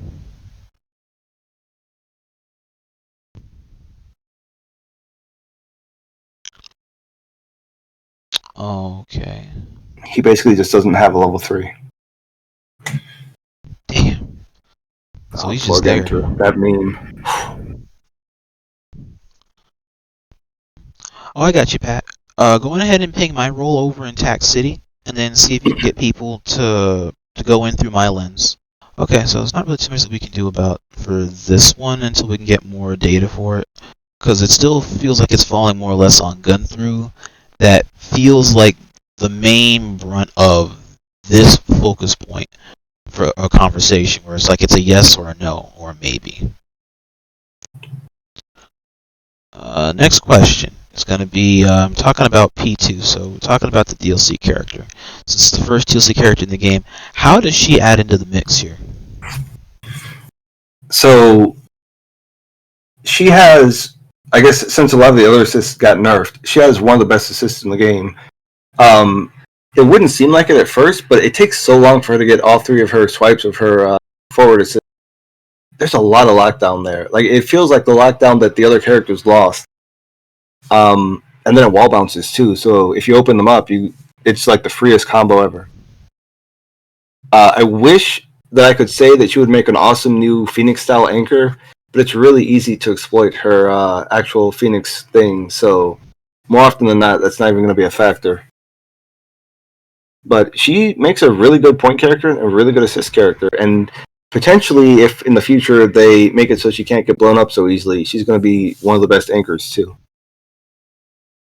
What do you think is her best positioning so far? I want to say mid. That feels about right. I think so, yeah. Part of me wants to say point, but that assist is so good, and then like tagging her in is really nice with that. And she's not like too terribly difficult to play either. Like her bread and butter is just really simple. Yeah, actually. Next question. Going into understanding and helping with new and returning players. and with lower re-entry anxieties. I want to delve into what bad habits from pre-patch play should returning players unlearn or forget about? Probably how Gorilla could go before. Like, there isn't quite as much armor, things don't have as much range, they don't have as much damage. If you try to go ham the way you did before, especially with players learning the game a little bit more and adapting more, one of the big ones is Leorio's super. A lot of people at the end of it, they'll do a quick gear and then Nen stance out of it. So before, what was considered a safe move to do up in people's faces, you're going to get a full punish for. You just have to play a little bit safer now. You can't just go ham. You will get blown up for it. And also, if your assist gets hit and you don't know that you can save it, just let it go. Trying to save your assist more often than not is just going to get both characters killed. It's not worth it. I guess if they're caught in a happy birthday, you can't really save. You can save them, but I guess there really isn't that big of a payoff for it. It's risky. Yeah. Hey, it's the homie loading demon.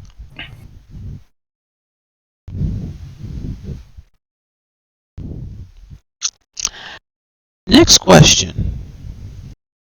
Coming back to the game, what character is the best re-entry pick in the current version of the game? I would say Leorio, because he just has a little bit of everything. He's got good damage, he builds good meter, his combos aren't very difficult, he's good at neutral. Even with the nerf to his jump art, he's still an all-around solid character. And he can be played in pretty much any position on the team. Next question. What would you tell your past self before jumping back in this patch? Iacon is not immortal. You can do it now. You can challenge him. Just do it. That's probably the one character you can go a little bit more, which is really nice. He's not totally Unga now, so he can be challenged. He's human. Well, he's almost human. I'll give him that. Yeah. It doesn't feel like it's impossible in order to stop him from gorillaing out on you. Next question. And this goes into Nen's system death. This goes into systemic death that would appeal to the Hunter x Hunter fans out there specifically. So I'm also talking to you guys out there, the Nen Impact audience. Which Nen mechanic still feels underexplained or underutilized by most players? This was kind of a hard one too. I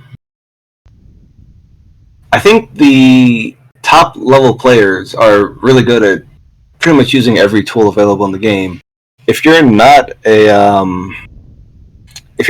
top level player, I feel like the kind of mid to low level players around where I'm at, active switching I think is very underutilized. It's kind of hard to understand how and when to active switch without getting yourself blown up. But if there's one thing in this game that's worth practicing, it's knowing when to tag into your assist and then hit people with side switches, high-low mix-ups, unblockables, and all that stuff.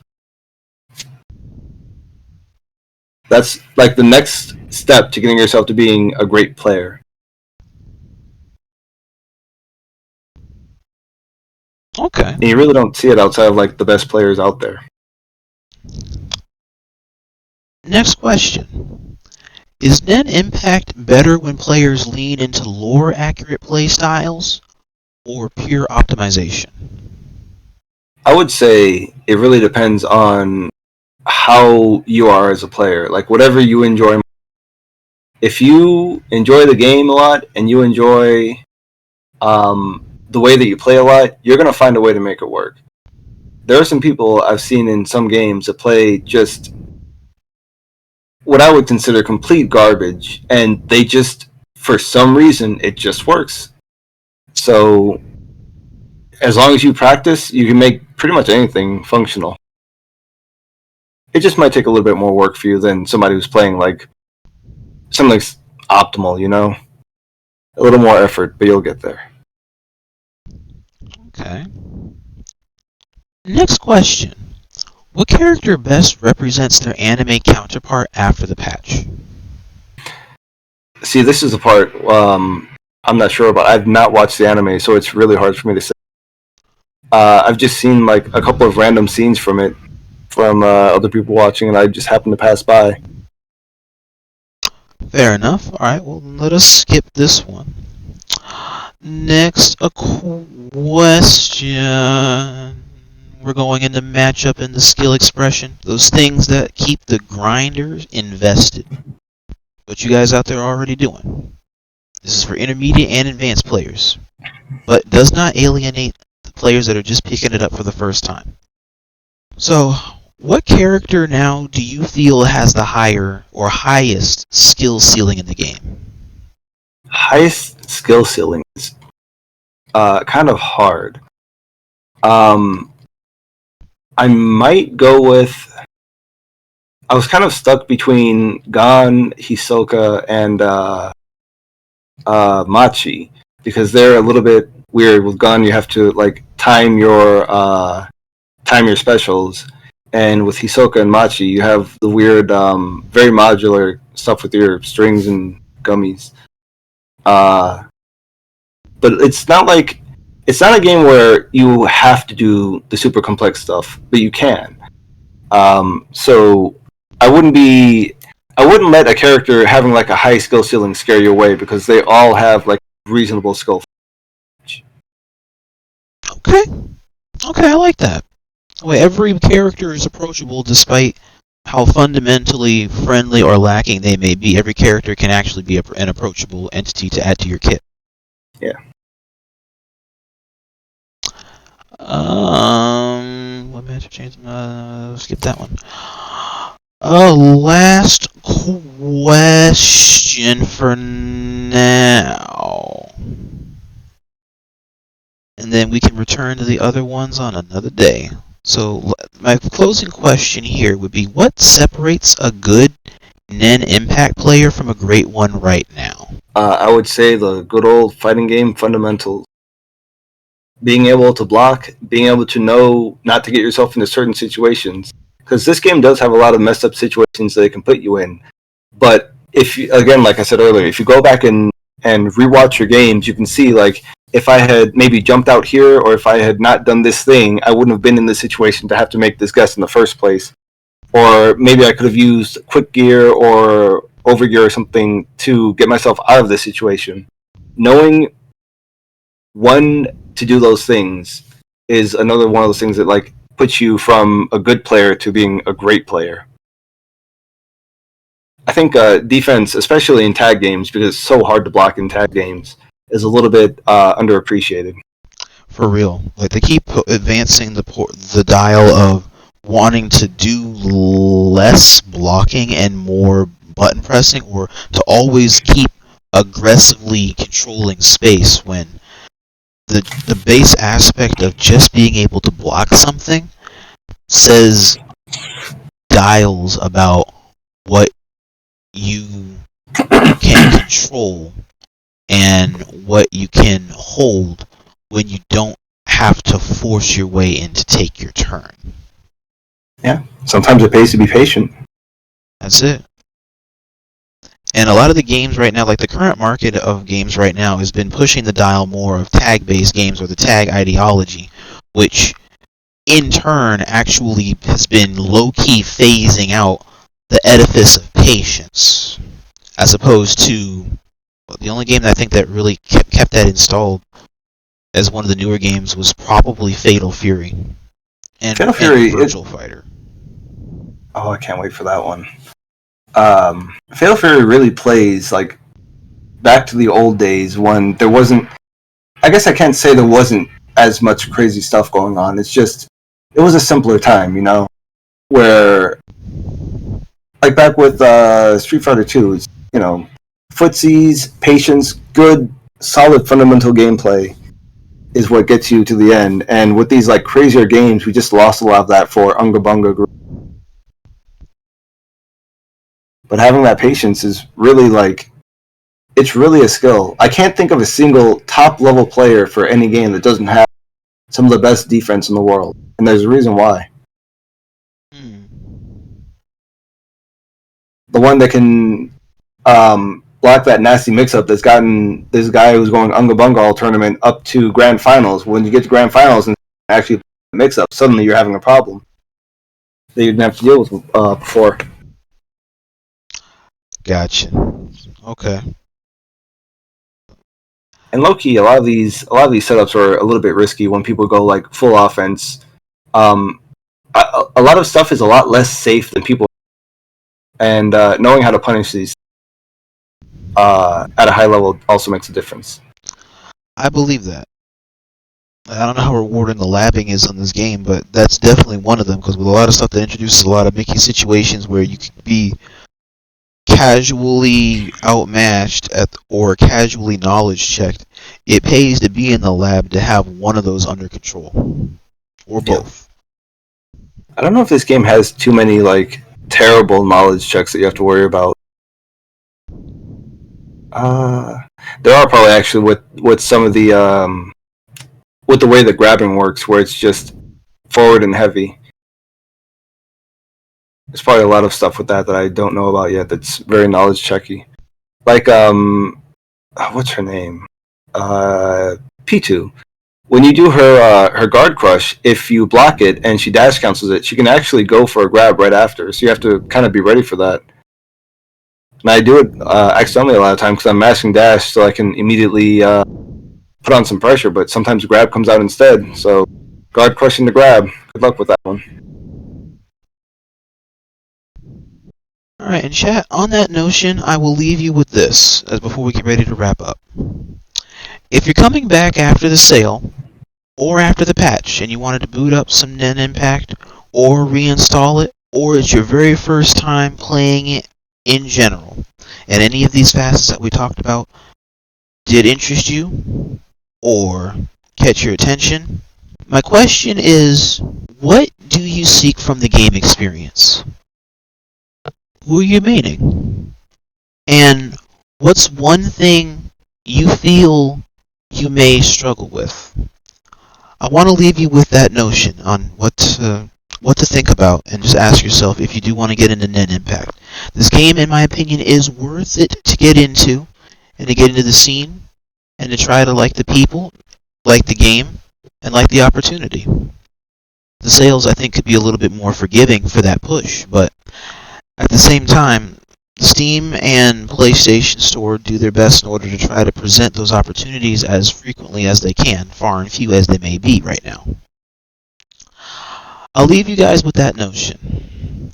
And Azawa, thank you for taking the time here tonight to sit and go over a lot of Hunter x Hunter with me in the following. Oh, yeah, it was fun. Yeah.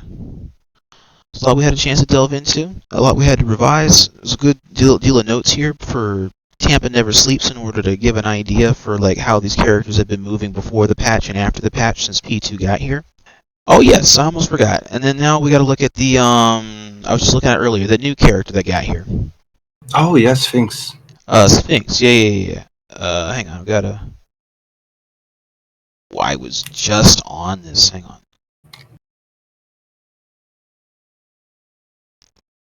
Here we go. Patch notes 1v2. Here we go. Phinks.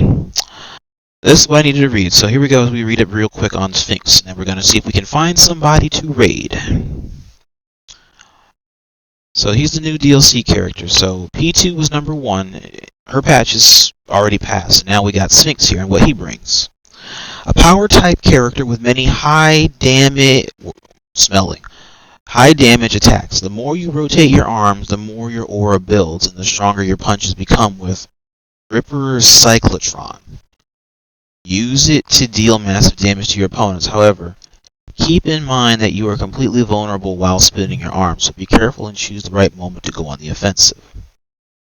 Okay, first thing that comes to mind with this character is set play. You want to have assists that can help enable his win condition. Yep. It's almost a little bit sad, actually, because they've reduced the duration on a lot of assists. Full charges. but I mean, he still does get that damage out. There are a couple of supers, particularly, what's the name of the old man again? Oh, wait, what is it? Oh, Ripper Cyclotron. The name of the old man with the golden hands. Oh, freaking hell! I just passed this dude. I don't remember. Netro.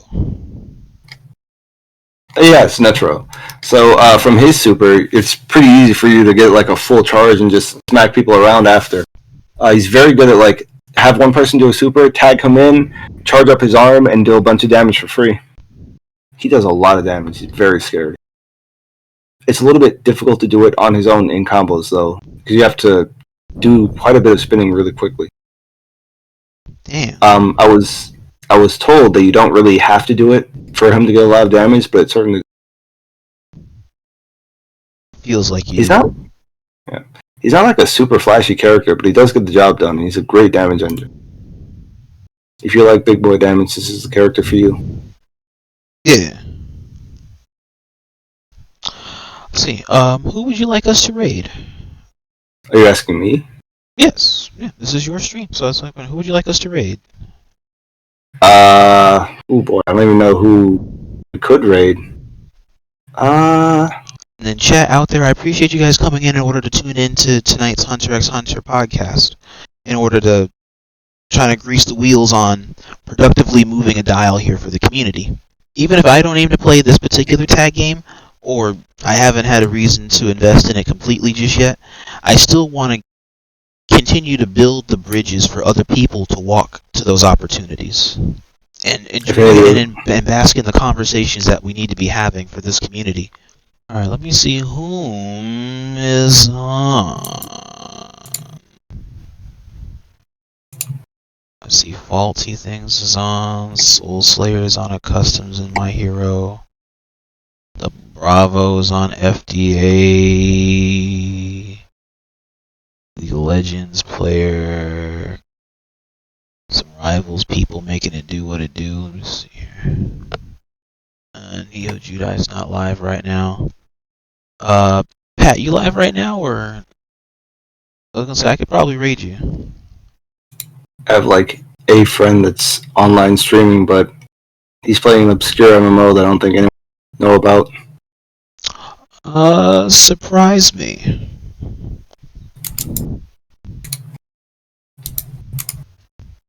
Let me pull up my stream and see who else is on the Hunter x Hunter algorithm. Let me humor myself. I just might be surprised. I wonder how many people are actually streaming the game.